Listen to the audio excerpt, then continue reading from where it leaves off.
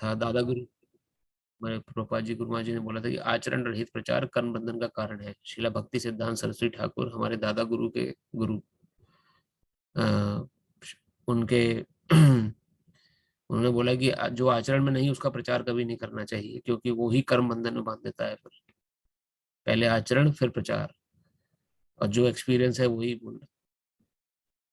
तो इस संसार में बहुत मेहनत भी कर लेंगे आप, बहुत प्रयास, अथक प्रयास, इतना प्रयास कि सबको संतुष्ट कर दिया आपने, फिर भी गालियां पड़ने की चांसेस बनी रहती है। कोई बचा नहीं सकता उसमें, क्योंकि यहाँ पे ये टेम्पररी जगत है और यहाँ पे सभी अपने मिथ्या आचरण के साथ जी रहे हैं। लेकिन भगवान के लिए स्वल्पस्य धर्मस्य त्रायतो महतो भयात्, भगवान कहते हैं स्वल्प पलक झपकने मात्र के लिए भी मेरे लिए कार्य कोई कर लेगा, त्रायतो महतो भयात्। त्रायतो मीन्स उसको सोच भी नहीं पाएगा, इतने विघ्न में टाल दूंगा उसको, इतने मुसीबतें उसके सिर पे आने वाली होंगी जो नहीं आएंगी। लेकिन हमें विश्वास नहीं होता इस बातों को। हम सोचते हैं कहाँ भगवान, कितनी बार तो मुसीबत, भगवान तो आए नहीं, क्या पता इससे बड़ी मुसीबत आने वाली है, क्या पता कुछ ऐसी घटना घटने वाली हो जो कि आपने सोचा भी ना हो, जो छोटी घटना होकर निकल गई। तो कुछ भगवान की शरण में रहने वाले व्यक्ति जो हैं,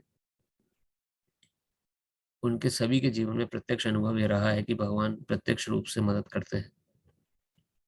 ये भगवान ने योगक्षेम वहां में सिखाया। तो ये बहुत इंपॉर्टेंट श्लोक है, भगवत गीता का 9वां अध्याय जो हमने खत्म किया, इसको कृपया हमेशा याद रखें कि भगवान अवश्य मदद करेंगे, अवश्य रक्षीबे कृष्णा। स्वयं हमारे प्रमुख आचार्य जो हुए श्रील रूप गोस्वामी, उन्होंने नेक्टर ऑफ इंस्ट्रक्शन एक पुस्तक लिखी है, श्री उपदेशामृत, आप सभी को पढ़नी चाहिए। ये इस्कॉन में उपलब्ध है और ऑनलाइन भी उपलब्ध है। उपदेशामृत नाम से पुस्तक है, उसमें उन्होंने ये वर्णन किया है, अवश्य रक्षीबे कृष्ण, कृष्ण हमेशा रक्षा करेंगे। शरणागति, भगवान की शरण लेने का एक अंग है उन पे अटूट विश्वास, वो रक्षा अवश्य करेंगे।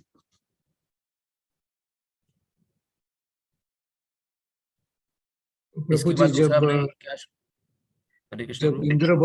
इंद्र भगवान कोपायमान हुए थे द्वारका में, तो प्रभु ने उंगली पे गिरिराज पर्वत उठा दिया था और सबका प्रोटेक्शन किया। कृष्ण की याद देखिए, बिल्कुल। लेकिन इस समय लोग बोलते हैं ना प्रभु, ये बात, ये घटना, हम कई बार हम कथा में बोलते हैं या किसी को समझाते हैं, बोलते हैं अरे वो तो 5,000 साल पुरानी बात है, अब कहाँ ऐसा हो सकता है। कुछ लोग तो ये बोलते हैं भगवान के पास इतना टाइम ही कहाँ है जी जो हमारी प्रॉब्लम सुलझाए। हाँ हाँ, जरूरी। ऐसी ऐसी बातें सुनने को मिलती है। हम्म। कलयुग की बुद्धि है, कलयुग का ही प्रभाव है, जो कि अगर भगवान के पास टाइम नहीं है तो वो किस बात के भगवान है फिर। हाँ। अगर आप भगवान की बात कर रहे हैं और भगवान की इसमें चर्चा हो रही है और किसी को हम भगवान कह रहे हैं, और फिर साथ साथ ये भी बोल रहे हैं कि भगवान के पास टाइम ही कहाँ है कि सब करने का, तो फिर भगवान नहीं है ना, फिर वहाँ कहाँ भगवान हुआ। और वहाँ भगवान खुद गारंटी, अब एक्चुअली क्या है कि दो चीजें होती है, एक तो होता है हमारा मन। हमारा मन हमें बोलता रहता है अंदर से निरंतर 24 घंटा कि ये करो वो करो, यहाँ जाओ, यहाँ यहाँ ये खाओ, ये सब चीज़, तो उसकी हम बातें सुनते हैं। हमारा माइंड जो जो हमें डिक्टेट कर रहा है, we are listening to our mind. और दूसरी चीज क्या है, भगवान ने भगवत गीता में क्या बोला। अब डिसीजन हमारा है कि हम भगवान की सुनेंगे कि अपनी माइंड की सुनेंगे। अगर माइंड बोलता है कि डर के रहो, कुछ बुरा ना हो जाए, डरते रहो निरंतर, डिप्रेशन में रहो, एंजाइटी में रहो, क्या होगा फ्यूचर में, तो हमें वो ज्यादा स्वीकार होगा। वहीं भगवान 9वें अध्याय के 31वें श्लोक में बोल रहे हैं, अर्जुना प्रति जाना ही मम भक्ता ना प्रणश्यति। अर्जुन घोषणा कर दो, मेरे भक्त का कोई बाल विवाह का नहीं कर सकता। ये स्वयं भगवान भगवत गीता कह रहे हैं, इस पे हमें विश्वास नहीं होगा। इसको कहेंगे ये तो किताबी बातें हैं। गलती किसकी है बताइए आप? हमारे चॉइस की गलती है, हमने जो चॉइस ली। अब देखिए 3 फैक्टर आते हैं हमारी पूरी लाइफ, चाहे कोई भी इंसान क्यों ना हो, हम सबका जीवन इंग्लिश के 3 लेटर्स पे टिका हुआ है, बी, सी और डी। बी अर्थात बर्थ, हमने जन्म लिया, जन्म लेने का हम सभी का, जितने भी हम यहाँ उपस्थित हैं, जितने भी उपस्थित नहीं है, जन्म पे हमारा अधिकार नहीं था कि हम किस घर में जन्म लेंगे, हमारे कौन माता पिता होंगे, हम अमीर घर में पैदा होंगे कि हम गरीब घर में पैदा होंगे, कि हम प्राइम मिनिस्टर के घर में पैदा हो जाएंगे, कि हम या किसी रिक्शा चालक के घर में पैदा हो जाएंगे। इसमें कोई कोई हमारा कोई कंट्रोल नहीं है। और ऐसे ही हमारा डी, डी मीन्स डेथ, ना ही हमारी मृत्यु पे कंट्रोल है, कहाँ मरेंगे, अमेरिका में मरेंगे कि इंडिया में मरेंगे, कि किसी बीमारी से मरेंगे, कि किसी एक्सीडेंट में मृत्यु हो जाएगी, या फिर क्या होगा, कुछ कंट्रोल नहीं है। तो बी और डी दोनों पे कंट्रोल नहीं है हमारा। हमारा कंट्रोल किस पर है? लेटर सी, जो बी सी और डी में सी मतलब होता है चॉइस। हमने जन्म लिया, इस जन्म में जो 70-80 साल का जीवन था औसतन, उसमें हमने क्या क्या चॉइसेस ली अपने जीवन में। क्या हमने चॉइस ली कि हम सिगरेट पिएं, या हमने चॉइस ली कि हम सिगरेट से दूर रहें? क्या हमने चॉइस ली कि हम शराब पिएं, या हमने चॉइस ली कि हम शराब से दूर रहें? चॉइस पे हमारा अधिकार है। सी इज इन आवर कंट्रोल। ना बी पे हमारा कंट्रोल है, ना डी पे कंट्रोल है। अब उस पूरे सी में भगवत गीता का रोल कहाँ आता है? भगवत गीता में भगवान ने चॉइसेस बताई है। What is the best choice you can take? आप कौन सी चॉइस ले सकते हैं, आप आप कौन सी चॉइस नहीं ले सकते। अब हम भगवत गीता बारे जानते हैं, कोई भी धार्मिक ग्रंथ उठा के देखें आप, जो सच्चे तरीके से धार्मिक ग्रंथ लिखे गए हैं,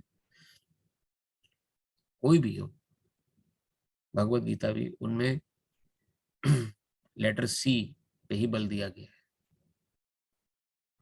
चॉइसेस क्या लेनी है आपको, क्या चॉइस लेनी है आपको अपने जीवन में। आपने आपको आपको पावर मिली, आपको पैसा मिला, उस पैसे को आपने खाली उड़ा दिया, चॉइस थी, या उस पैसे को आपने सदुपयोग में लगाया, आपने किसी गरीब को पैसा दान दिया, या आपने भगवत मार्ग में, भगवत चर्चा में जो प्रचार प्रसार कर रहे हैं उनकी सेवा में पैसा लगाया, या आपने उस पैसा को पब्स में, क्लब्स में, शराब खानों में, शराबियों के ऊपर ही उड़ा दिया, नशेड़ियों के ऊपर ही उड़ा दिया, जो खुद बेचारे गिरे हुए हैं, नर्क के गर्क में जा रहे हैं, उन्हीं के पीछे आपने उड़ा दिया पैसा। आपको नॉलेज मिली, उस नॉलेज का आपने क्या उपयोग किया? उस नॉलेज को आपने डिवास्टेशन के लिए उपयोग किया, या उस नॉलेज को आपने कंस्ट्रक्शन के लिए उपयोग किया? चॉइस।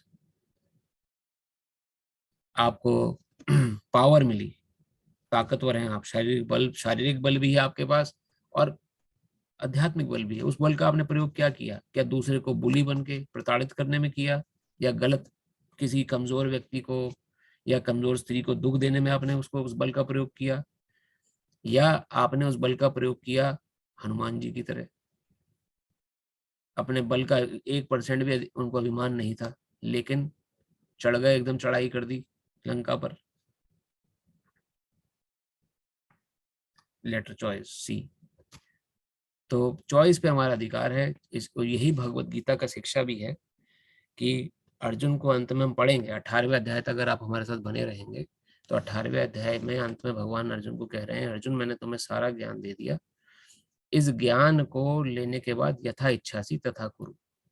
अब चॉइस तुम्हारी है, जैसा तुम चाहो वैसा करो। कोई मेरी तरफ से फोर्स नहीं है, कोई मेरी तरफ से कोई बाउंडेशन नहीं है। तुम्हें तुम्हें मैंने कर्मयोग बताया, तुम्हें मैंने निष्काम कर्मयोग बताया, तुम्हें मैंने ध्यान योग बताया, तुम्हें मैंने ज्ञान योग बताया, तुम्हें मैंने अष्टांग योग बताया, भक्ति योग भी बता दिया। पूरा सेक्शन में तुम्हें बता चुका हूं अभी तक। अब यथा इच्छासी तथा कुरु, अब तुम्हारी इच्छा जैसी हो वैसा करो। ऐसे ठाकुर जी को हम छोड़ के बैठे हैं और सोचते हैं प्रसन्न हो जाएंगे जीवन में, नहीं हो पाएंगे। इस संसार में क्या दे पाएगा ज्यादा से ज्यादा? इस संसार में आप देखें कि मैक्सिमम किसी को अगर मिला भी है, प्रशंसा भी मिलती है, या पैसा भी खूब मिलता है, वो कितने समय तक उसके पास रहता है? 5 साल, 10 साल, 50 साल, 20 साल, वो पीढ़ी दर पीढ़ी चलो रहा भी, लेकिन उसके जितना ज्यादा पैसा, जितना नाम, उतने ज्यादा आपके शत्रु खड़े होते हैं। खुद घर में ही क्लेश हो जाता है।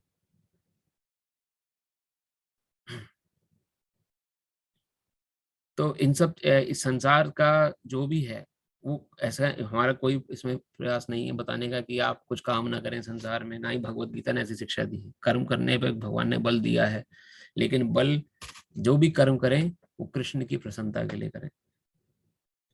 ये सोच के करें कि कृष्ण की सेवा है, परिवार पालन कर रहे हैं, कृष्ण भगवान ने परिवार दिया है, उसका पालन मुझे करना है, उसका पालन करके मुझे आगे बढ़ना है। इनको भी शिक्षा अच्छी देनी है, खुद को भी अपने को बचा के रखना है बुराइयों से, ये सोच के हमें आगे बढ़ना है।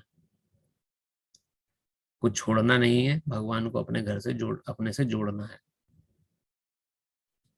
ये हमें ज्ञान गीता से मिला है। तो 9वें अध्याय में ये कुछ प्रमुख श्लोक थे जो आप सभी से विनम्र विनती है कृपया याद रखें। योगक्षेम वहां में हम, और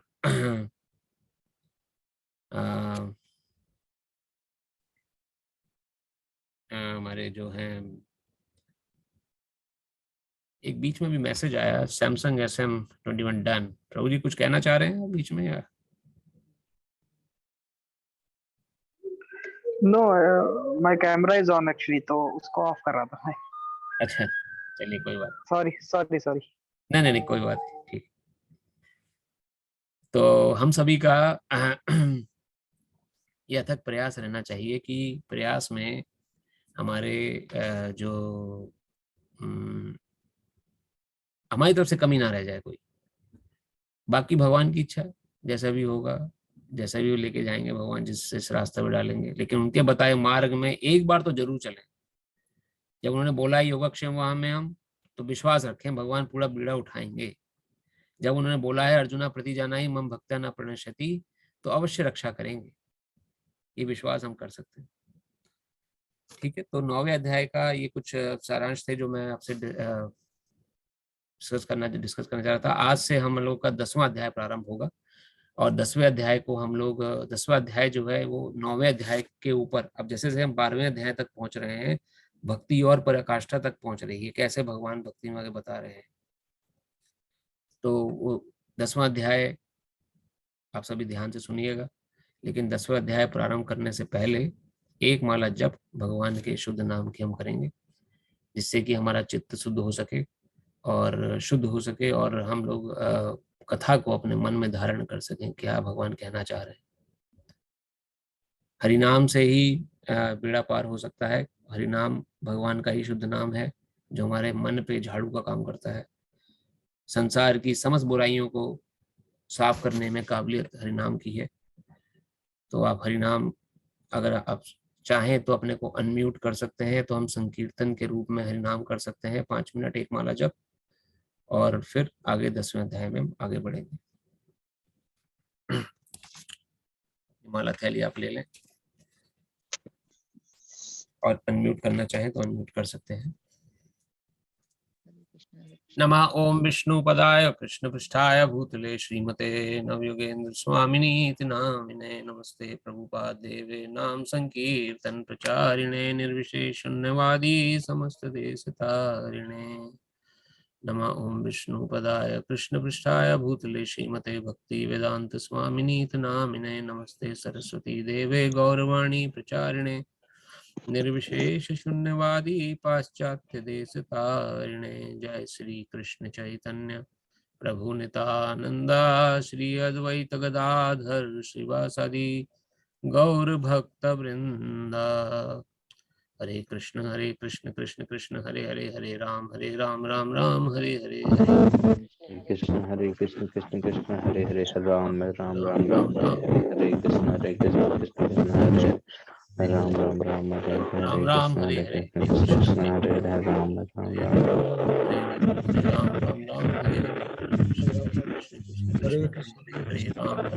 राम राम राम हरे हरे, हरे कृष्ण हरे राम राम हरे हरे, हरे कृष्ण कृष्ण हरे हरे, राम राम हरे हरे, हरे कृष्ण कृष्ण राम राम राम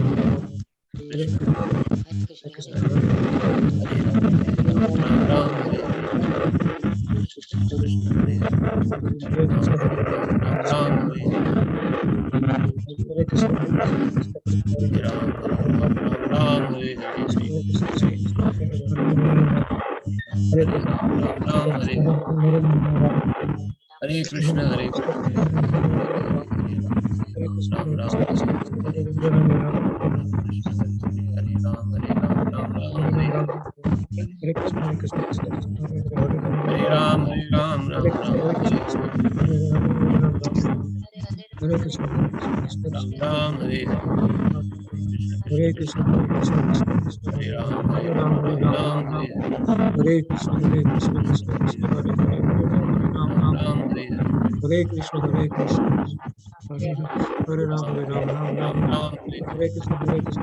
हरे राम राम हरे हरे कृष्ण हरे हरे हरे राम हरे राम राम राम हरे हरे कृष्ण कृष्ण कृष्ण हरे राम हरे हरे राम हरे कृष्ण कृष्ण कृष्ण हरे हरे हरे हरे राम राम हरे राम कृष्ण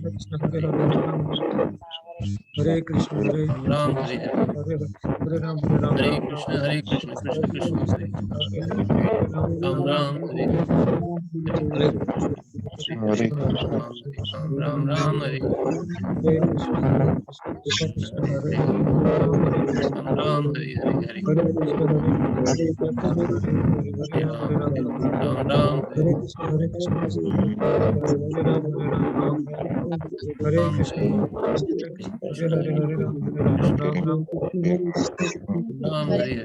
कृष्ण हरे हरे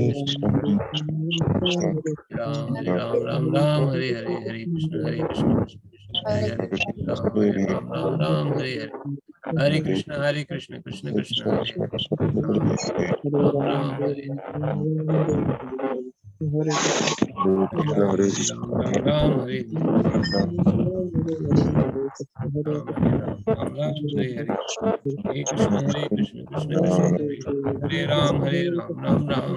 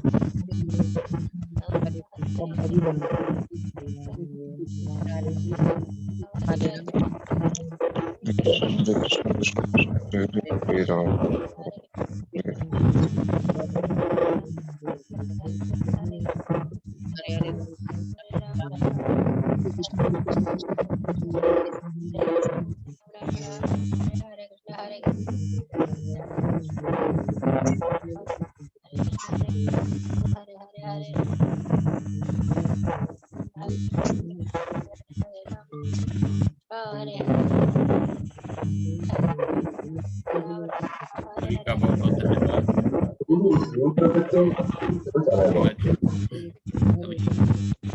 यदि भक्तों की अगर माला रह गई हो तो उसको पूरा कर लें, बीच में ना छोड़ें। और कथा को आज हम 10वें अध्याय से प्रारंभ करेंगे। 10वें अध्याय को प्रारंभ करने से पहले हमारे बीच में आज 2 नए भक्त जुड़े हैं, उनका हम अभिनंदन करते हैं।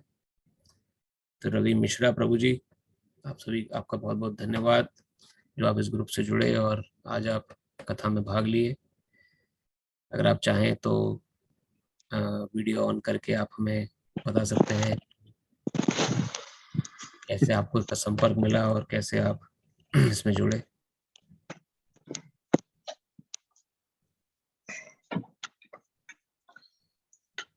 So, am I visible?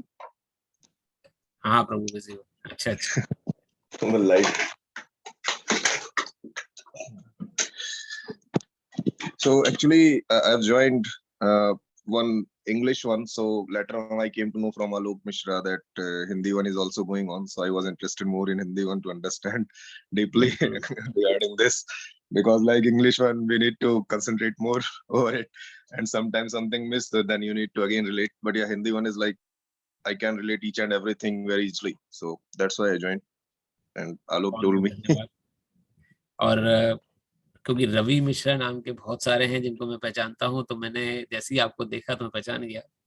तो सभी भक्तों से मैं बताऊंगा कि रवि प्रभु जो हैं ये बहुत अच्छा इनका सेवा भाव है। मंदिर में कहीं भी कोई कार्यक्रम होगा जरूर सेवा के लिए उपस्थित होंगे, और प्रभु जी का काफी बड़ा योगदान है हर किसी ओकेजन में सेवा करने का। थैंक यू प्रभु, जो आप समय निकाल कर यहाँ उपस्थित हुए। आशा करते हैं हमारे साथ बने रहेंगे। थैंक यू आप लोगों को भी मौका देने के लिए। और हमारे बीच में दूसरे आज जो दिख रहे हैं उनका नाम सैमसंग एसएम से कनेक्ट हो रहा है। सैमसंग एसएम मेरे छोटे भाई हैं जो लखनऊ से ज्वाइन किए हैं। सैमसंग एसएम चाहे तो इंट्रोड्यूस कर सकते हैं अपने आप को। हाँ, मतलब बताना चाहें तो बता सकते हैं। हरे कृष्णा। हरे कृष्णा। म्यूट में है अभी वो शायद तो। हरे कृष्णा प्रभु जी। Hare Krishna, Hare Krishna. Thank you for joining. जी, हमारे बड़े भाई रहते हैं अमेरिका में, उन्होंने मुझे शेयर किया। अच्छा तो, अच्छा। हाँ, तो वहां से मैं जुड़ा हूँ। नहीं, बहुत अच्छा। आप लखनऊ में हैं? कहाँ पर है? जी, लखनऊ, उत्तर प्रदेश, लखनऊ, इंडिया। लखनऊ में कहाँ से? लखनऊ प्रॉपर में ही रहते हैं अभी हम। यहाँ टेढ़ी पुलिया एक जगह है। अच्छा अच्छा। हाँ, हमारे यहाँ बीच में काफी लखनऊ के मतलब भक्त भी हैं, जुड़े हुए हैं। जी जी, तो बहुत अच्छा लगा आपसे जुड़ के। मुझे भी बहुत अच्छा लगा। रमन, तो आशा करते हैं आप बने रहेंगे कथा में। हालांकि हम 9 अध्याय कंप्लीट कर चुके हैं, और इनकी रिकॉर्डिंग अभी पिछले 3-4 हफ्तों से मैं डाल नहीं पाया हूँ, लेकिन अभी आज मैं समय निकाल के जरूर सारी रिकॉर्डिंग अप टू डेट कर दूंगा। तो आप सुनना चाहें पिछले सुन सकते हैं। नहीं तो 10वें अध्याय से हम लोग जो आगे बढ़ा रहे हैं कथा को, तो वो भी आप श्रद्धा पूर्वक सुन सकते हैं। बिल्कुल। और जैसा भी आपके मन में प्रश्न, क्लास का एजेंडा यही रहता है कि हम पहले थोड़ा सा भगवत चर्चा करते हैं, जो पिछला हमने पढ़ा खोल कर रिवाइज करते हैं, फिर एक माला जप हम भगवान की करते हैं, जिससे कि हमारा चित्त शुद्ध हो जाए, हम भगवान के विचार को अपने मन में धारण कर सकें, और फिर हम कथा को आगे बढ़ाते हैं। उसके बाद क्लास के अंत में कोई मन में प्रश्न हो आपके क्लास से रिलेटेड या उससे अलग, तो वो प्रश्न का उत्तर देने का प्रयास करें। जी बिल्कुल, धन्यवाद। बहुत बहुत धन्यवाद आपका जुड़ने के लिए। आपका बहुत बहुत आभार कि आप कथा में जुड़े। तो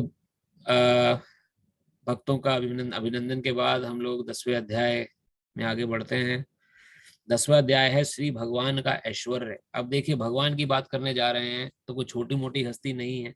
खाली प्राइम मिनिस्टर का ही ऐश्वर्य देख लिया जाए तो कैसा होता है कि आगे 10 गाड़ियां, पीछे 10 गाड़ी, और बीच में प्राइम मिनिस्टर की गाड़ी अगर चलती दिखाई दे जाए तो पता लग जाता है कि कोई बड़ा व्यक्ति जा रहा है। खाली प्राइम मिनिस्टर को 26 जनवरी पे हम देखते हैं खाली वेव हैंड करते हुए, तो कितने लोग उनके हाथ मिलाने के लिए उत्सुक हो जाते हैं। तो यहाँ भगवान का ऐश्वर्य कैसा होगा, कैसे हैं भगवान, किस प्रकार का उनका वर्चस्व है, कैसा उनका योगदान है, किस प्रकार के वो अपना उन्होंने अपना उनको सभी लोग मानते हैं, पूजते हैं। तो ये जानने का कैसे हमें पता लगेगा जब तक स्वयं भगवान ना बताए। तो अब यहाँ इस चैप्टर में हम भगवान के ऐश्वर्य को जानेंगे, उनका ऐश्वर्य क्या है और किस प्रकार से हम उसको अपने जीवन में डाल सकते हैं।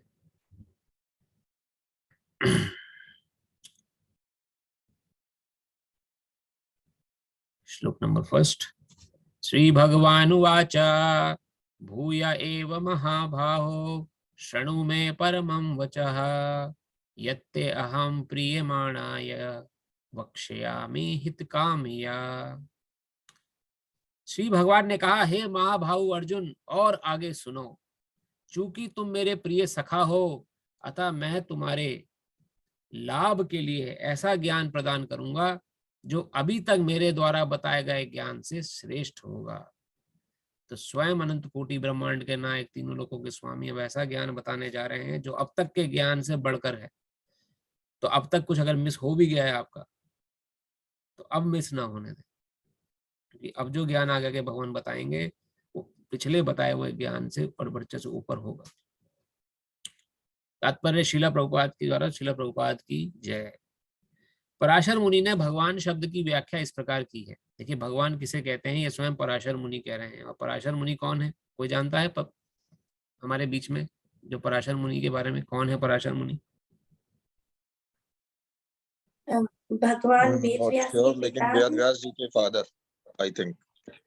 जी बिल्कुल, धन्यवाद, धन्यवाद प्रभु जी, धन्यवाद माता जी, आप दोनों का ही उत्तर बिल्कुल सही है। वेद व्यास जी के जो पिता हैं पराशर मुनि, सत्यवती जी से उनका विवाह हुआ, उनके बाद फिर वेद व्यास जी पैदा हुए। तो पराशर मुनि कोई छोटे मोटी हस्ती नहीं है, बहुत उच्च कोटि के वैष्णव भक्त ऋषि हैं। उन्होंने भगवान किसे बोलना चाहिए बोला है। भगवान शब्द की परिभाषा क्या है? जो पूर्ण रूप से षड ऐश्वर्य क्या क्या है? संपूर्ण शक्ति, संपूर्ण यश, संपूर्ण धन, संपूर्ण ज्ञान, संपूर्ण सौंदर्य और संपूर्ण त्याग यानी वैराग्य से युक्त है, वह भगवान है। तो भगवान के अंदर ये छयों के छह गुण हमेशा हर समय उपस्थित रहते हैं। सबसे ज्यादा सुंदर, सबसे ज्यादा शक्तिमान, सबसे ज्यादा ऐश्वर्यवान, सबसे ज्यादा धनी, सबसे ज्यादा सुंदर, और 1 मिनट में सब छोड़ दें, जो त्याग दें, एक पल की देरी ना करें सब छोड़ने में, जो भी उनका ऐश्वर्य है वो भगवान होना चाहिए पराशर मुनि जी के अनुसार। जब कृष्ण इस धराधाम में थे तो उन्होंने 6 ऐश्वर्यों को प्रदर्शन किया था। फलतः पराशर जैसे मुनियों ने कृष्ण को भगवान रूप में स्वीकार किया। अब इतने शक्तिशाली, अब कैसे उन्होंने किया था? शक्तिशाली कितने थे कि जब 6 महीने के थे तो पूतना जैसी राक्षसी को मार दिया, जो किसी के मारे नहीं मर रही थी। एक अंगूठे के छूने से छकड़ा जो था, जो कि एक जो अदृश्य राक्षस था, जो कि बैलगाड़ी के रूप में सामने प्रकट था, उसको भगवान ने अंगूठे के टच करने मात्र से कोसों योजन ऊपर उठा के फेंक दिया था। जब 4 साल के हुए या 3.5-4 साल उनकी जो अवस्था थी, उस समय तृणावत का वध किया। तृणावत इतना भयंकर राक्षस था, किसी को भी उड़ा के ले जाए, एक टॉर्नेडो की तरह से होता था, उसका स्वरूप था। लेकिन उसको इतना भार बढ़ा दिया भगवान ने अपना कि उसको लगा कि पहाड़ को मैंने अपने ऊपर बैठा के रखा है, और जमीन पे दे पटका उसको। जब 7 वर्ष के हुए तो 7 दिन 7 रात तक गोवर्धन को उठा के रखा। हम 1 घंटा अपने हाथ को सीधा नहीं रख सकते, उस पर भी कोई ईंट का डला रख दे हाथ पे तो तुरंत हाथ नीचे 15 मिनट में नीचे आ जाएगा। उसके पर भी इतने मूर्ख व्यक्ति हैं समाज में जो अपने को भगवान घोषित कर देते हैं कि हम भगवान हैं, हम भगवान से बढ़कर हैं, हम भगवान जैसे ही हैं, हम सभी भगवान हैं। भगवान हो तो भैया 1 घंटा हाथ ही सीधा करके दिखा दो, या इस पे 1 घंटा कुछ सामान उठा के दिखा दो अगर भगवान हो। तो ये श्रीला प्रभुपाद समझाते हैं कि कुछ लोग जो अपने को भगवान डिक्लेयर कर देते हैं, उनके सामने चैलेंज है ये कि भगवान ने तो 7 दिन 7 रात 7 वर्ष की आयु में उल्टे हाथ की छोटी उंगली के नखून पे गोवर्धन को उठा के रखा है। आप 1 घंटा अपना हाथ खाली सीधा रख के दिखा दो हवा में। तो सर्वशक्तिमान कृष्ण थे, संपूर्ण यश, इतना यश द्वारका लीला में भगवान ने उस समय चक्रवर्ती सम्राट, हर कोई भगवान को जानता था। 16,108 रानियां, हर एक रानी के पास अपना एक महल। यशस्वी भगवान, वो सभी भगवान के ही भक्त थे। संपूर्ण धन, इतने धनवान कि कुबेर आदि सभी धनी व्यक्ति उनकी सेवा में लगे हुए हैं, उनसे बड़ा कोई धनी नहीं था। और विश्वकर्मा जैसे बड़े बड़े उनके जो देवता हैं, वो उनकी एक आज्ञा मात्र से बड़े बड़े महल खड़ा करने के सक्षम रहते थे। सुदामा जी के चरित्र से हमें सीखने को मिला था इसमें। तो संपूर्ण धनी, उनसे बढ़कर कोई धनी व्यक्ति नहीं। संपूर्ण ज्ञान, ऐसी भगवत गीता का ज्ञान बखाया जो आज तक हम लोग पढ़ रहे हैं बैठ के। एक त्रुटि, एक श्लोक में एक पंक्ति भी गलत नहीं है। कितने बुद्धिमान लोग आगे जा चुके हैं। प्राचीन समय में देखें तो सुकरात जैसे महान महान फिलोसोफर, फिर चाणक्य पंडित, उसके बाद और बड़े बड़े रूप गोस्वामी, सनातन गोस्वामी, अलग अलग गोस्वामी गण अपनी मॉडर्न साइंस में इस समय जिस समय हम जी रहे हैं, इस समय बड़े बड़े विशेष उद्योगपति, एल्फ्रेड फोर्ड, ऋषिकेश मफतलाल, ये लोग सब भगवत गीता पढ़ रहे हैं और एक भी श्लोक नहीं बताया गया इसमें जो गलत हो। ऐसा ज्ञान दिया भगवान ने जिसको पढ़ने को बार बार पढ़ा जाए तो हर एक बार नई ज्ञान की स्फूर्ति होती है। इतना ज्ञान, इतने ज्ञानी,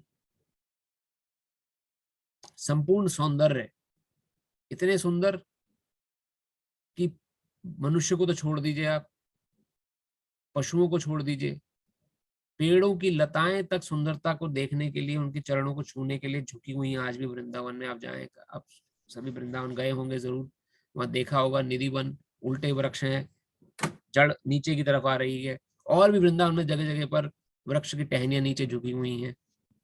जो भगवान के चरणों की नुपुरों की सुंदरता को देख के उनको स्पर्श करने की जो उनकी इच्छा थी वृक्षों की, उस कारण से वो झुकी रह गई। जो आज भी वृक्ष जो है उस समय के, तो वृक्षों को ही भी अट्रैक्ट करते थे भगवान, नदियों को अट्रैक्ट करते थे, इतना आकर्षण था उनमें। कृष्ण शब्द का ही अर्थ, जो गर्ग मुनि ने उनका नाम कृष्ण रखा था, क्यों? क्योंकि उनका शब्द कृष्ण का अर्थ ही होता है जो सबको अपनी ओर आकर्षित कर ले, इतना सौंदर्यशाली हो जो अपने को आकर्षित कर ले। और राम शब्द का अर्थ क्या है? राम शब्द का अर्थ है जो सबको सुख प्रदान करे, जिसको लेते ही सुख की अनुभूति हो। और संपूर्ण त्यागी, अब इतना सब होने के बाद भी जो सब कुछ छोड़ दे अपनी रिस्पॉन्सिबिलिटी को पाने के लिए, फुलफिल करने के लिए। वृंदावन के राजकुमार थे, कोई किसी चीज की कमी नहीं थी, 9 लाख गायें तो खाली नंद बाबा के पास थी, उसके बाद भी रोज नया दूध दही माखन मिल रहा था खाने को, कोई टेंशन नहीं थी नंदगांव में। एक बार अक्रूर जी आ गए, बोले कंस का वध करना है प्रभु, वहां आपका वहां पे योगदान चाहिए। तो जिम्मेदारी का एहसास होते हुए तुरंत सब कुछ छोड़ दिया 1 मिनट में। पूरा ब्रज, उनके अनुचर, उनके चाकर, जितने भी उनको फॉलो कर रहे थे, जितने उनके जो माता पिता थे, सब छोड़ के निकल गए। इतने बड़े त्यागी कि अपने पद का त्याग कर दिया। अर्जुन, मैं तुम्हारा सारथी बन जाऊंगा, मुझे कुछ नहीं चाहिए, भले ही द्वारकाधीश हूं, भले ही सम्राट हूं मैं, लेकिन मैं सारथी बन जाऊंगा। कौन करता है ऐसे? द्वारकाधीश होने के बाद, तीनों लोगों के स्वामी होने के बाद, एक सारथी का भूमिका निभाई। सारथी का हम पहले भी डिस्कस कर चुके हैं। जिस समय की हम बात कर रहे हैं 5-4 साल पहले, सारथी का पद कोई सम्मानजनक पद नहीं था। अगर सीधा जाना चाहता है रथ, तो रथी जो होता था वो सीधे पीठ पे सीधे लात मारता था, जिससे कि सारथी को पता लगे कि सीधा चलना है। अगर दाएं मुड़ना है तो दाएं अंग पे लात पड़ती थी सारथी के, क्योंकि मुंह से बोलने का तो समय नहीं है।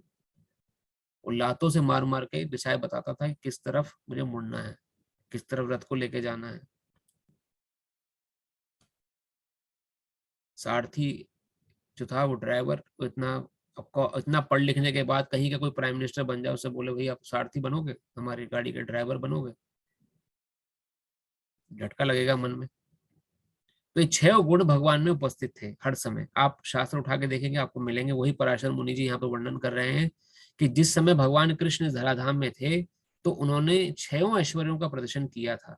फलाता पराशर जैसे मुनियों ने कृष्ण को भगवान रूप में स्वीकार किया है। अब अर्जुन को कृष्ण अपने ऐश्वर्य तथा कार्यों का और भी गुह्य ज्ञान प्रदान कर रहे हैं। इसके पूर्व 7वें अध्याय से प्रारंभ करके वे अपनी शक्तियों तथा उनके कार्य करने के विषय में बता चुके हैं। अब इस अध्याय में वे अपने ऐश्वर्य का वर्णन कर रहे हैं। पिछले अध्याय में उन्होंने दृढ़ विश्वास के साथ भक्ति स्थापित करने में अपनी विभिन्न शक्तियों के योगदान की चर्चा स्पष्टता की है। इस अध्याय में पुनः वे अर्जुन को अपनी सृष्टियों और विभिन्न ऐश्वर्यों के विषय में बता रहे हैं। जो जो भगवान के विषय में कोई सुनता है, त्यों तो वह भक्ति में रमता जाता है। मनुष्य को चाहिए कि भक्तों की संगति में भगवान के विषय में सदा श्रवण करे, इससे उसकी भक्ति बढ़ेगी। भक्तों के समाज में ऐसी चर्चाएं केवल उन लोगों के बीच में हो सकती हैं जो सचमुच कृष्ण भावनामृत के इच्छुक हों। ऐसी चर्चाओं में अन्य लोग भाग नहीं ले सकते। भगवान अर्जुन से स्पष्ट शब्दों में कहते हैं कि चूंकि तुम मुझे अत्यंत प्रिय हो, अतः तुम्हारे लाभ के लिए ऐसी बातें कर रहा हूं। ये बहुत इंपॉर्टेंट बात है कि भगवान की चर्चा हर किसी के बस की बात नहीं है। देखिए यहाँ श्रीला प्रभुपाद क्या कह रहे हैं, जो सचमुच कृष्ण भावनामृत के इच्छुक हों, जो सच में जानना चाहते हो भगवान है क्या, कहाँ है, कैसे मिला जा सकता है तो दिखते क्यों नहीं, और दिखते हैं तो बात क्यों नहीं करते, क्यों किसी की रियलाइजेशन नहीं है, ये जिज्ञासु प्रवृत्ति जो है हमारी, ये सचमुच जो उसको दूर करना चाहता है वो भगवत चर्चा सुनने का इच्छुक बनता है। 7वें अध्याय में भगवान ने बताया था कि 4 प्रकार के व्यक्ति कभी भी भगवान की शरण ग्रहण नहीं करते, चाहे कुछ भी हो जाए, चाहे उनके घर में कोई भक्त क्यों ना हो। वो 4 प्रकार के व्यक्ति कभी भी भगवान को ना मानेंगे, ना पूजेंगे, ना उनकी चर्चा करेंगे, ना चर्चा करनी भी पसंद नहीं करेंगे, उनको बोरियत फील होगी या वहां से भाग जाना पसंद करेंगे। वो 4 प्रकार के व्यक्ति किन किन को याद है? हमने 7वें अध्याय में पढ़ा था, कोई एक बताइए, कोई भी। प्रभु जी, निपट मूर्ख। धन्यवाद माता जी, निपट मूर्ख। कोई और भक्त बताना चाहेंगे, दूसरा व्यक्ति?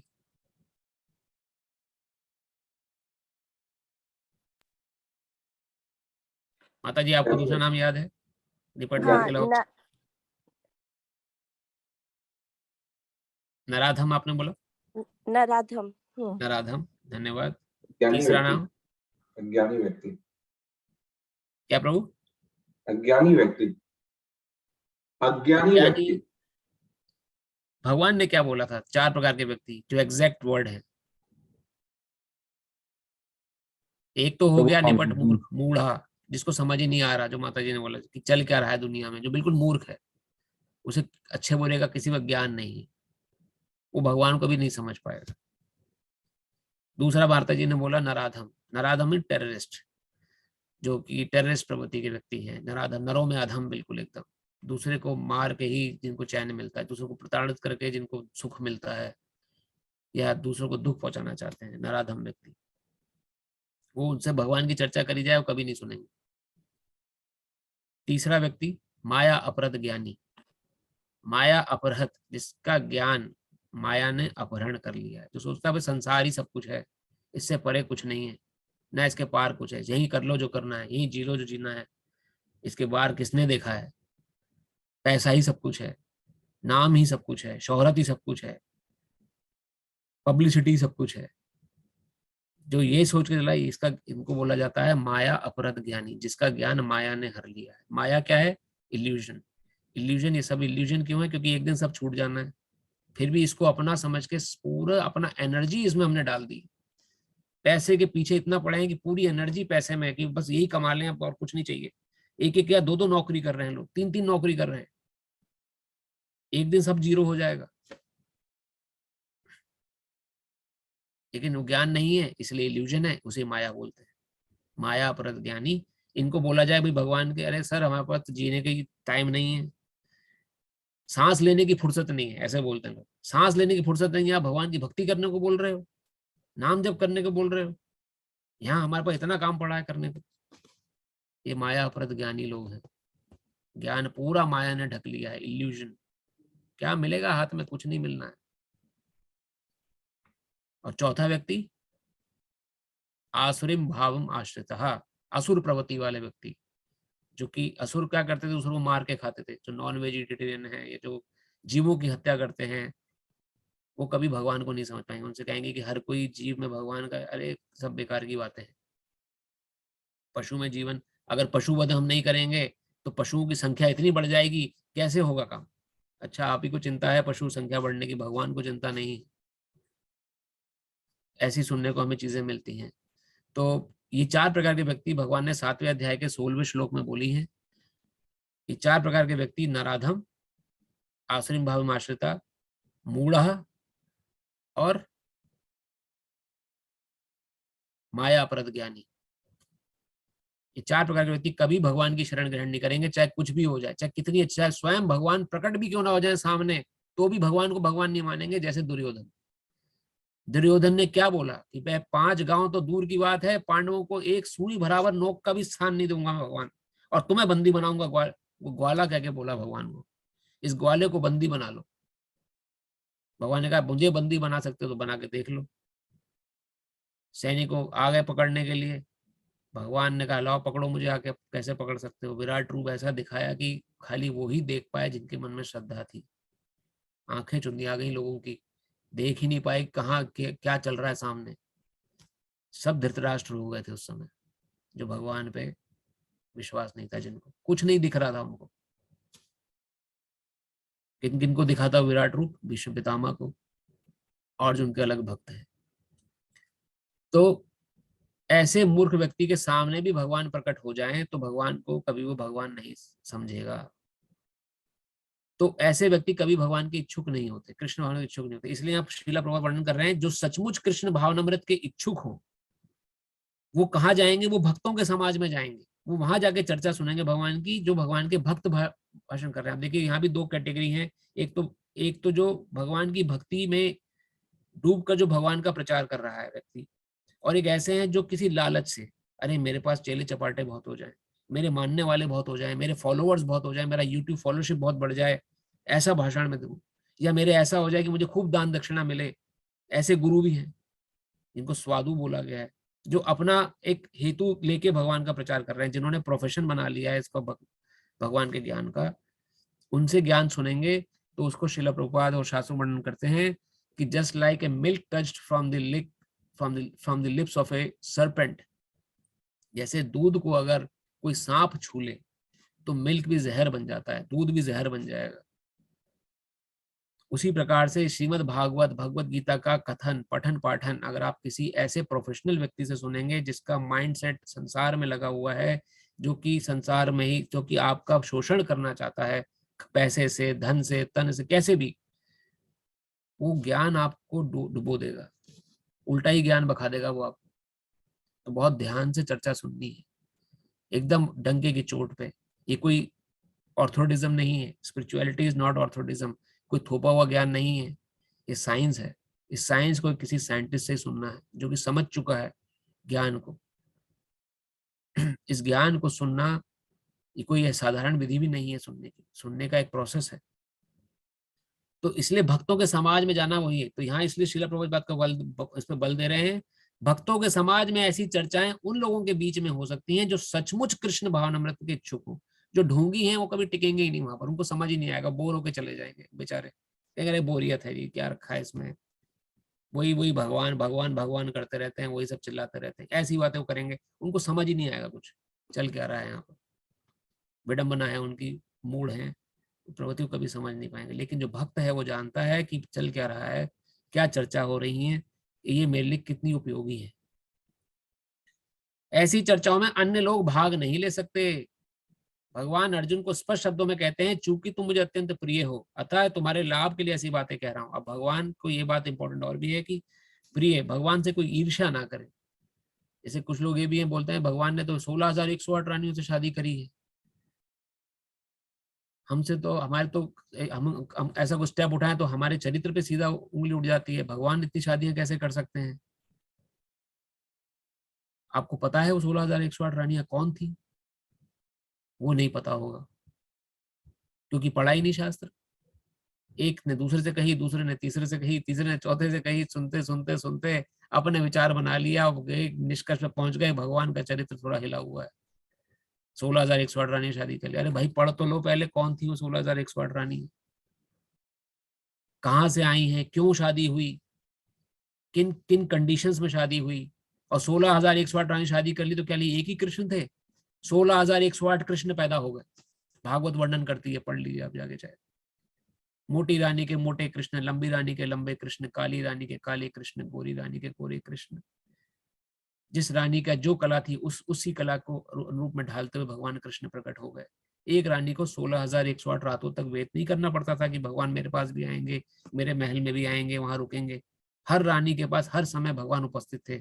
इसकी पुष्टि श्रीमद् भागवत में हुई है। जब नारद मुनि जी जाते हैं दर्शन करने के लिए द्वारका भगवान की, तो एक महल में घुसते हैं तो देखते हैं अरे भगवान तो चौसर खेल रहे हैं आज रानियों के साथ। उसी समय दूसरे महल में पहुंचते हैं तो देखते हैं अरे भगवान तो अपने बच्चों के साथ खेल रहे हैं, इसी समय तो अभी चौसर खेल रहे थे, एकदम से यहाँ कैसे आ गए। तीसरे महल में जाके देखते हैं तो अपनी रानी के साथ खाना बना रहे हैं भगवान, रानी पकवान तल रही है, भगवान रोटी बेल रहे हैं। अचंभित हो गए, अरे अभी तो मैं देख के आया भगवान एक में महल में अभी बच्चों के साथ खेल रहे थे, अभी तुरंत यहाँ पे रोटी सेक रहे हैं और वहां दूसरी रानी से कुछ और खेल खेल रहे थे। तब निष्कर्ष निकाला, अरे तो एक कृष्ण ही है, ये तो हर महल में कृष्ण हर समय उपस्थित हैं, चल क्या रहा है। तब भगवान ने वर्णन किया, तब वहां वर्णन मिलता है, कभी कथा में समय मिलेगा आपको बताएंगे कि 16,108 रानियां कौन थी, कैसे आई, और भगवान ने उनका किस प्रकार से इसलिए शास्त्र के अनुरूप हमें जीवन चलाना चाहिए कि मन गढ़ंत विचार तो बहुत सारे हैं, मन गढ़ंत विचारधारा रखने वाले लोग भी बहुत सारे हैं, तो उनसे हमें बचना है। यथार्थ पूछिए, इसलिए साइंस बोला गया है। जैसे आपको कोई बोला जाए कि हाइड्रोजन और ऑक्सीजन मिलेगा तो वाटर बनेगा। अब हाइड्रोजन और ऑक्सीजन, कोई प्रश्न करेगा कि हाइड्रोजन ऑक्सीजन वाटर को मिला दिया जाए, जो साइंस के विद्यार्थी हैं उसको समझते हैं, कुछ अनुपात में हाइड्रोजन और कुछ अनुपात में ऑक्सीजन के मॉलिक्यूल को मिलाया जाए तो पानी बन जाता है, लैब में थोड़ा सा पानी। इतना अथाह समुद्र है, इस पृथ्वी का 3/4 भाग तो खाली पानी है। कितना हाइड्रोजन और ऑक्सीजन मिलाया गया होगा, क्योंकि पानी बनने की प्रक्रिया तो एक ही है, क्योंकि ये साइंस है।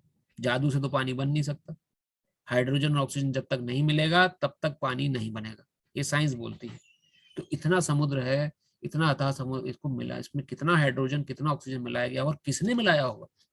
कोई ना कोई मिलाने वाला तो होगा। लैब में तो हम देखते हैं, साइंटिफिक लैब में, कि साइंटिस्ट मिला रहा है, इतना हाइड्रोजन इतना ऑक्सीजन मिला तो पानी बन गया। इतने समुद्र को, इतना अथाह 3/4 भाग जो पानी से भर जाए पृथ्वी का, इतना पानी बनाने के लिए किस लैब में वो पानी बनाया गया होगा? अपने आप तो बन नहीं सकता, ये जादू टोना तो कुछ है नहीं। तो इन बातों को हमें समझने का प्रयास करना चाहिए और ऑथेंटिक रूप से समझना चाहिए साइंस, स्पिरिचुअलिटी को। स्पिरिचुअलिटी को हम जो ऑर्थोडिज्म में ले लेते हैं, एक सब सोचते हैं कि तो पुरातन पंथी की वाली बातें हैं, दादा परदादा बाबा तो कहे गए पूजा कर लो तो कर ली। नहीं, क्यों कृष्ण ही? क्योंकि पराशर मुनि कह रहे हैं कृष्ण ही भगवान है, इसलिए।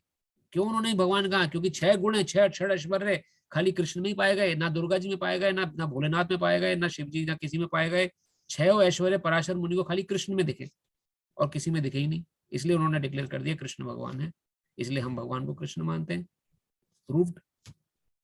भगवत गीता जिसने नहीं पढ़ी है वो बहस करेगा, नहीं कृष्ण भगवान नहीं है, दुर्गा जी भगवान है, हनुमान जी भगवान है। तो इसलिए शास्त्रों को हमें बहुत ही ऑथेंटिक तरीके से एक भक्तों के समाज में प्रभुपाद वर्णन कर रहे हैं, सुनना चाहिए, समझना चाहिए, जो कि ऑथेंटिक तरीके से इसकी स्टडी कर रहे हैं, पढ़ रहे हैं। मन गढ़ंत विचारधारा का यहाँ कोई गुंजाइश नहीं है। श्लोक नंबर 2। न मे विदु सुरगणा प्रभवं न महर्षया अहमादिर्हि देवानां महर्षि च सर्वशः।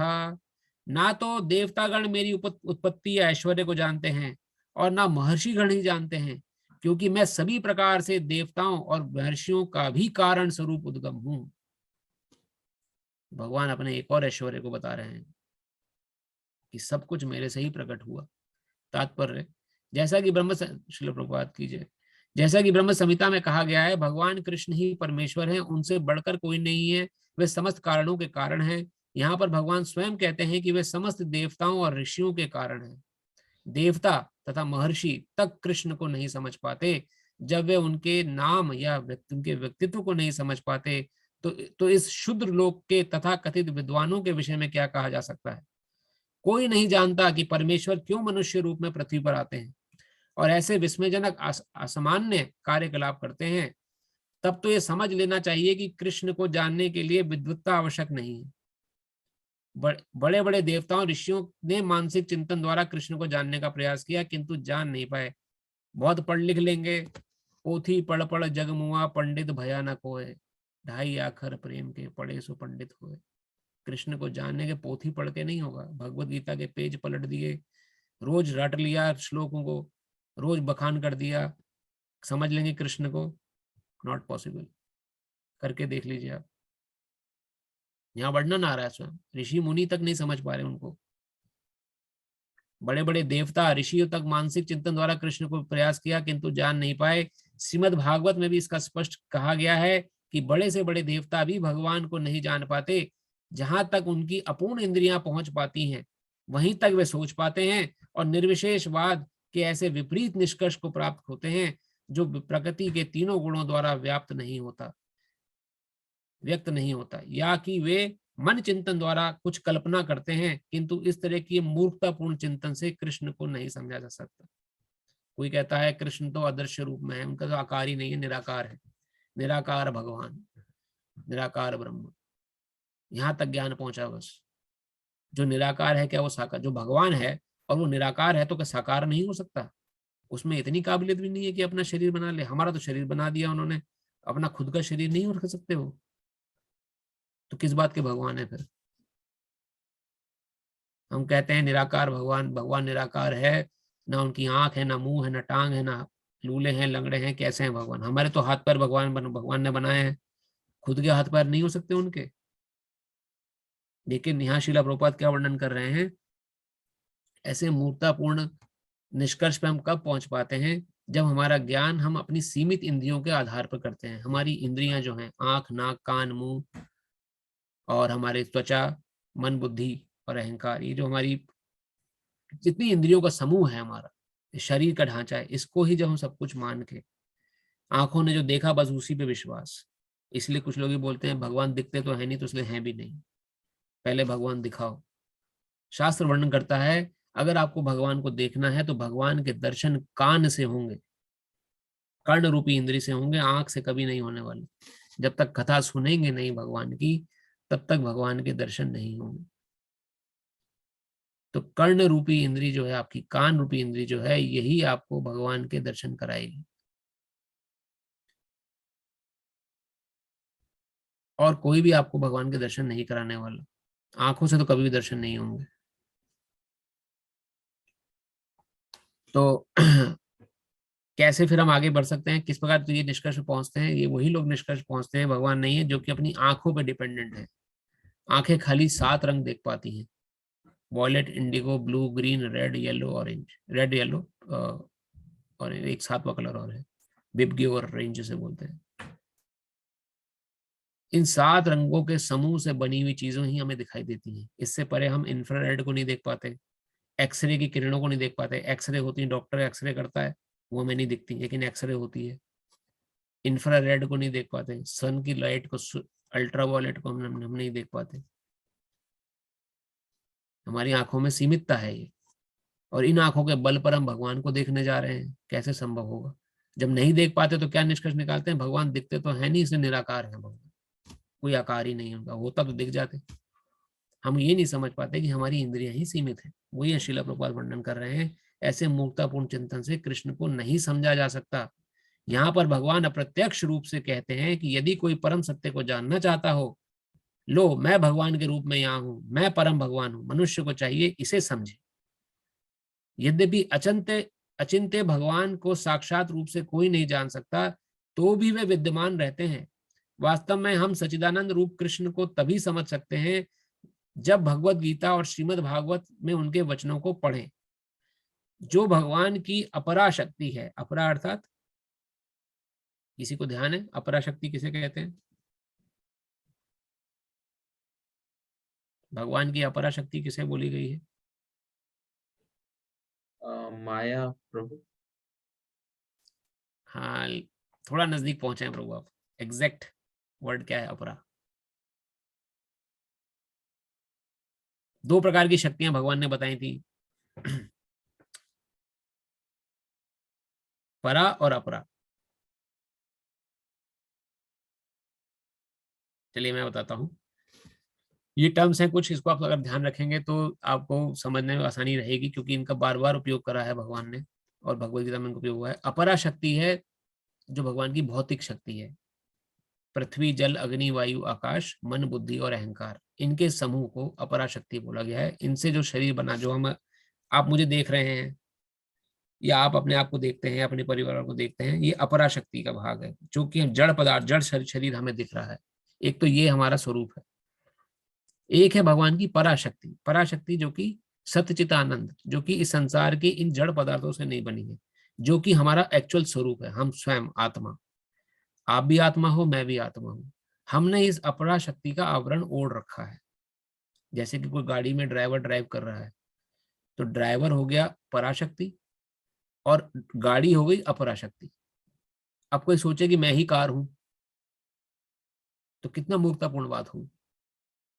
आप कार नहीं हो, आप तो ड्राइवर हो जो इस कार को चला रहा है। उसी प्रकार से हम जो हैं, हम सभी जीव 2 शक्तियों के आगे बंधे हुए हैं, परा और अपरा।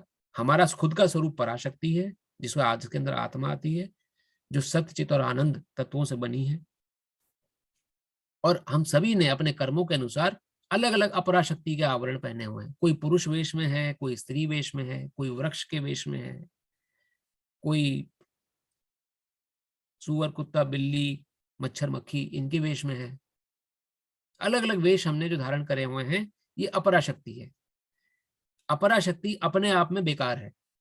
जैसे कार अपने आप में बेकार है, खड़ी है बाहर तो खड़ी रहेगी जब तक कोई ड्राइवर उसको बैठ के चलाएगा नहीं। जब तक नहीं चलाएगा तब तक खड़ी है।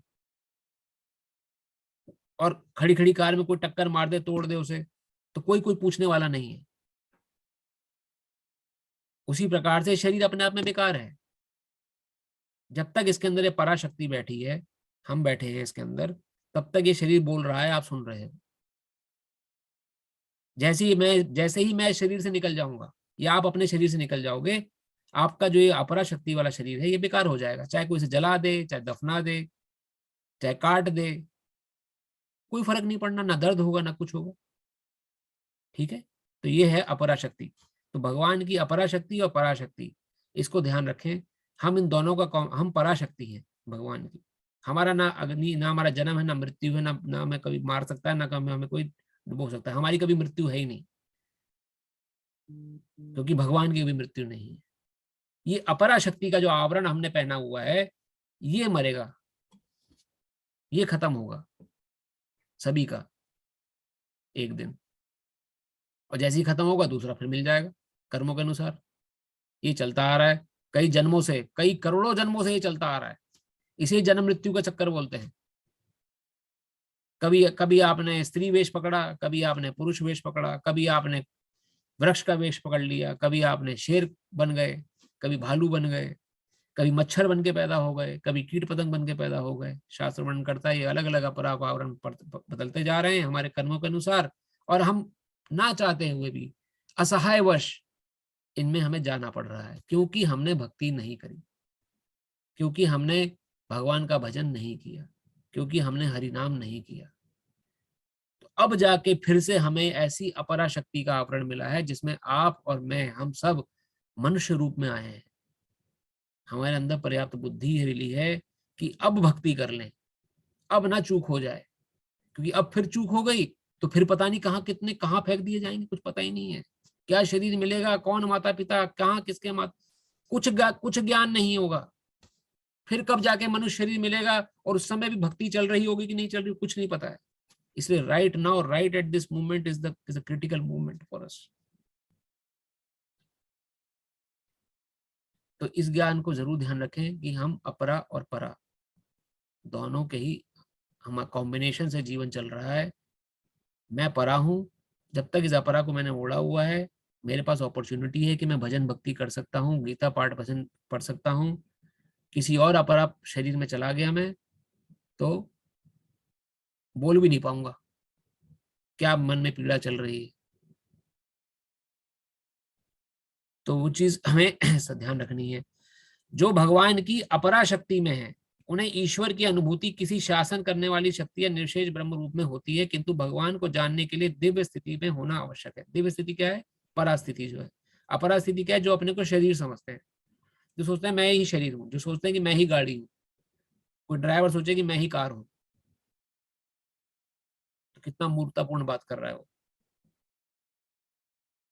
तो जो व्यक्ति इस शारीरिक देहात्म बुद्धि में रहते हैं, वो कभी भगवान को यथा रूप में नहीं समझ पाते और वो उनकी गलत व्याख्या कर देते हैं। चूंकि अधिकांश लोग कृष्ण के उनको उनके वास्तविक स्वरूप में नहीं समझ पाते, अतः वे अपनी अहेतु की कृपा से ऐसे चिंतकों पर दया दिखाने के लिए अवतरित होते हैं। ये चिंतक भगवान के असामान्य कार्यकलापों से होते हुए भी भौतिक शक्ति माया के कलमशग्रस्त होने के कारण निर्विशेष ब्रह्म को ही सर्वश्रेष्ठ मानते हैं। केवल भक्तगण ही जो भगवान की शरण पूर्णता ग्रहण कर चुके हैं, भगवत कृपा को समझ पाते हैं कि कृष्ण सर्वश्रेष्ठ है। भगवत भक्त निर्विशेष ब्रह्म की परवाह नहीं करते। निर्विशेष ब्रह्म क्या है, किसे बोला गया है? निर्विशेष ब्रह्म बोला गया जो निराकारवाद को मानते हैं, भगवान का कोई साकार रूप नहीं है। तो भगवत भक्त उसकी परवाह भी नहीं करते। वे अपनी श्रद्धा और भक्ति के कारण परमेश्वर की शरण ग्रहण करते हैं और कृष्ण की अहेतु कृपा से से ही उन्हें समझ पाते हैं, अन्य कोई उन्हें नहीं समझ पाता। अतः बड़े बड़े ऋषि भी स्वीकार करते हैं कि आत्मा या परमात्मा तो वह है जिसकी हम पूजा करते हैं। अब भक्त क्यों परवाह नहीं करता निराकार की? क्योंकि भक्त की डीलिंग भगवान से है। जैसे एक बिजनेसमैन की डीलिंग अपने ठेकेदारों से या उसके बिजनेस के जो कि लोग होते हैं उनसे होती है, उसे दुनिया की परवाह ही नहीं। अब कोई अगर सपोज करिए कोई स्टील का व्यापारी है, स्टील का बिजनेस है किसी का, तो स्टील जहां पर पैदा हो रही है वहीं से तो संपर्क रखेगा। उसे शुगर कारखाने से क्या मतलब है? शुगर में कैसे शुगर बन रही है, कैसा हो रहा है, ऐसी शुगर कारखाने को स्टील वाले से कोई मतलब नहीं है, उसे तो अपने ही बिजनेस से रिलेटेड चीजें मतलब है। ऐसी भक्त जो है, भक्त की डीलिंग भगवान से सीधी। वो देखता है मैं खाना खा रहा हूँ तो भगवान क्यों नहीं खा सकते, भगवान को भोग लगाता है। अब निराकार रूप में अगर हम मान रहे हैं तो निराकार में किसे भोग लगाए हम?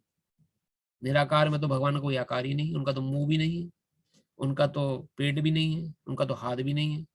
तो निराकारवादी जो व्यक्ति है, निर्विशेषवादी, वो कभी ना भगवान को भोग लगा सकते हैं, ना उनको कपड़े पहना सकते हैं, ना उनके साथ कोई डीलिंग कर सकते हैं, आदान प्रदान।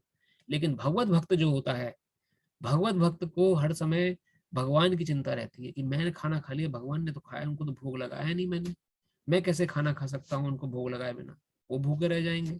मैं कैसे कपड़े पहनूं, उनको मैंने सर्दी में स्वेटर नहीं बनाया। तो भगवान, ऐसी डीलिंग्स जो है ये प्रेम के आधार पर होती है। कई लोग उसको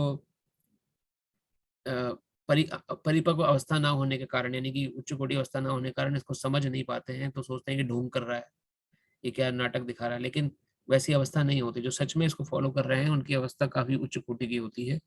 वो हम समझ चुके हैं, जो हमारी लेवल है उसके हिसाब से ना, कि आदो श्रद्धा है तो भजन क्रिया, श्रद्धा और आपकी साधु संघ, साधु संघ के बाद भजन क्रिया, भजन क्रिया के बाद अनर्थ निवृत्ति, अनर्थ निवृत्ति के बाद निष्ठा, आसक्ति, रुचि, भाव। जो भाव स्थिति तक जो आ गए हैं वो ऐसा आदान प्रदान कर रहे हैं भगवान के साथ। कोई यशोदा रूप में उनको लालन पालन कर रहा है, कोई सखी रूप में उनको माधुर्य प्रेम में प्रेम कर रहा है, कोई सखा रूप में अर्जुन की भांति उनको लाल उनका ध्यान रख रहा है।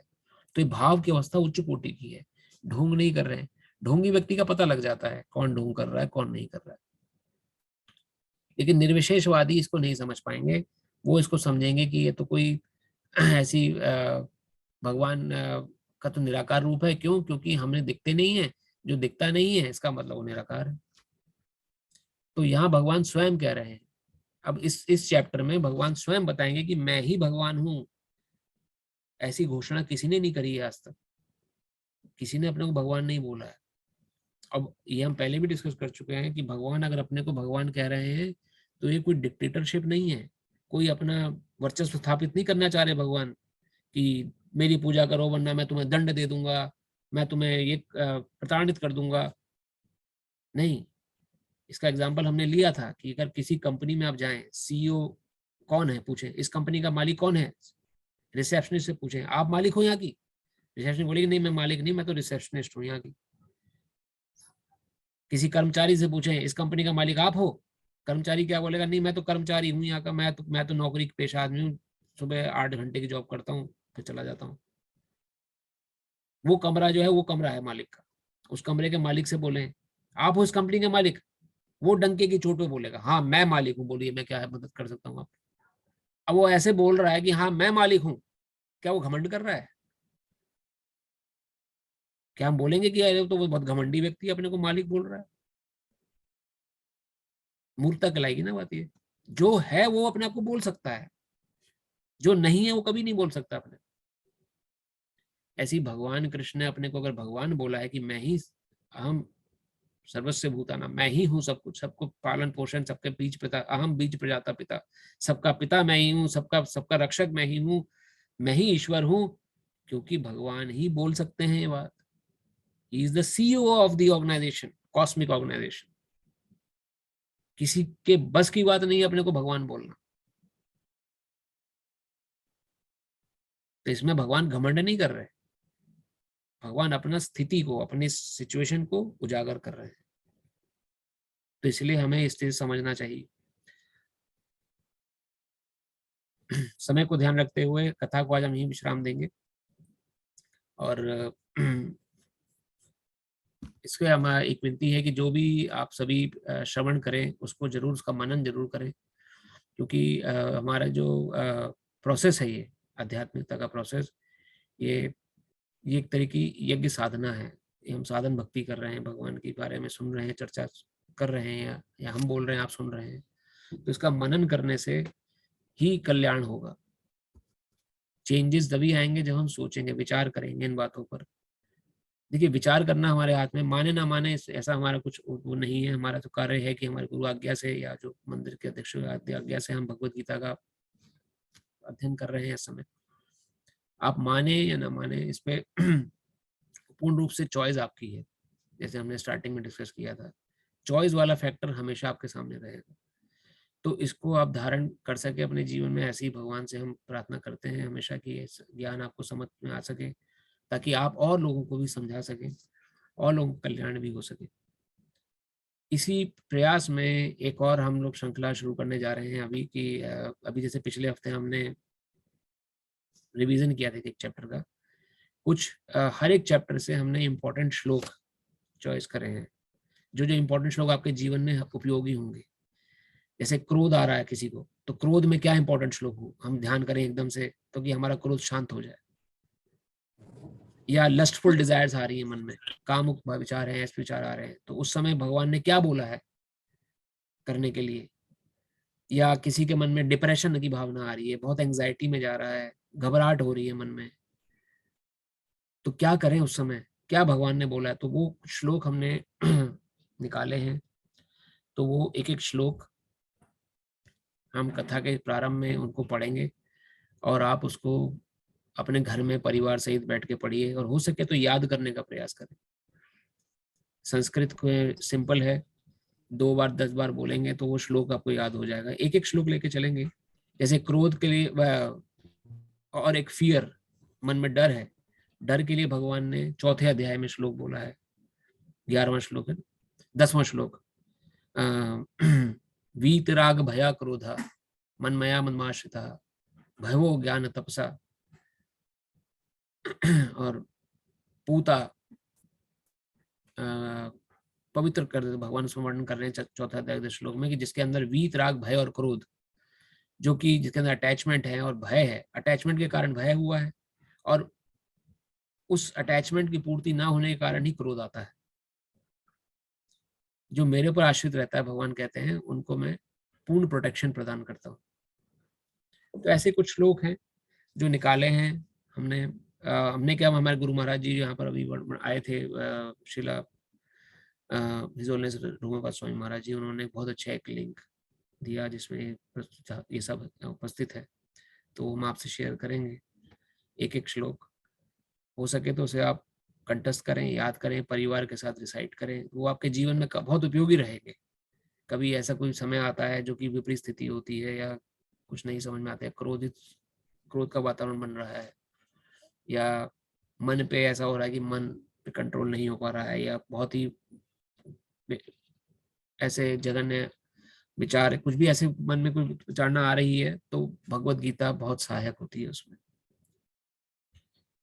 तो अगले हफ्ते से हम आपको वो एक श्लोक बताएंगे, जिससे कि आप उसको नोट कर लें कहीं पर, और आप अपने टाइम पे उसे रेफरेंस ले सकें। प्रभु जी, वो आप लिस्ट भी शेयर कर देंगे व्हाट्सएप पे एक बार, तो अच्छा हाँ, रहेगा। लिस्ट भी शेयर कर दूंगा मैं, और वो आप वैसे भी आप देख सकते हैं उसको। और उसका एक्चुअली इंग्लिश भगवत गीता से रेफरेंस है, क्योंकि महाराज जी ने वहीं से दिया था इंग्लिश भगवत गीता से। तो हिंदी का आप करस्पॉन्डिंग श्लोक निकाल सकते हैं ऑनलाइन उसका। प्रभु जी, तो एवरी वीक क्लास से पहले एक श्लोक होगा, ट्राइंग टू अंडरस्टैंड।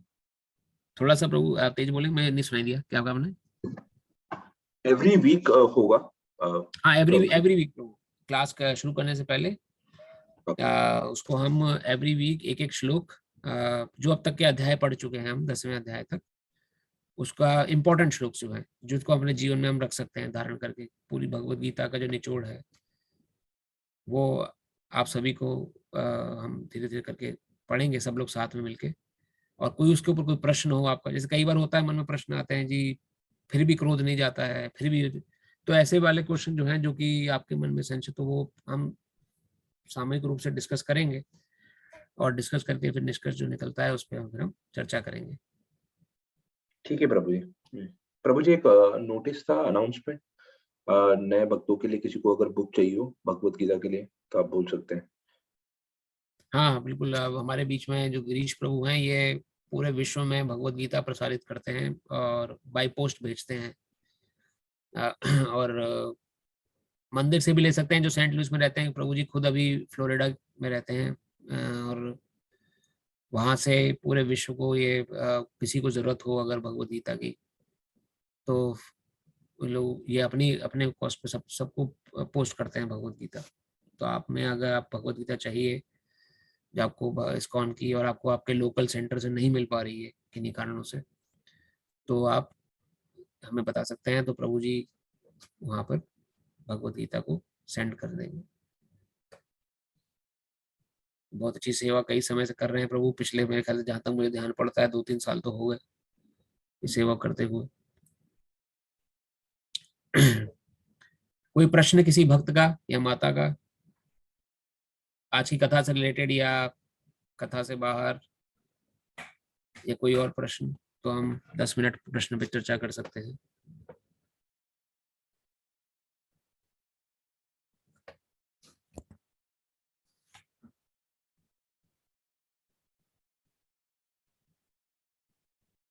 अगर कोई प्रश्न नहीं तो कोई बात नहीं, आप अपना ध्यान रखें और आपका नववर्ष शुभमय रहे और गीता को अपने जीवन में आप शामिल करें।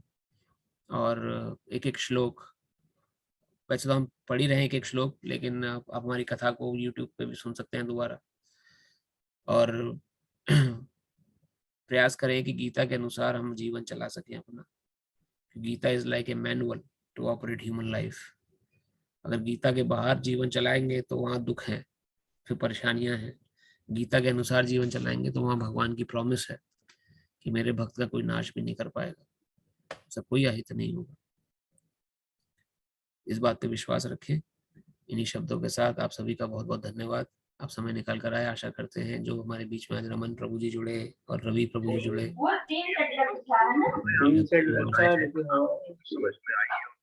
जी आप वही रहते जी प्रभु जी।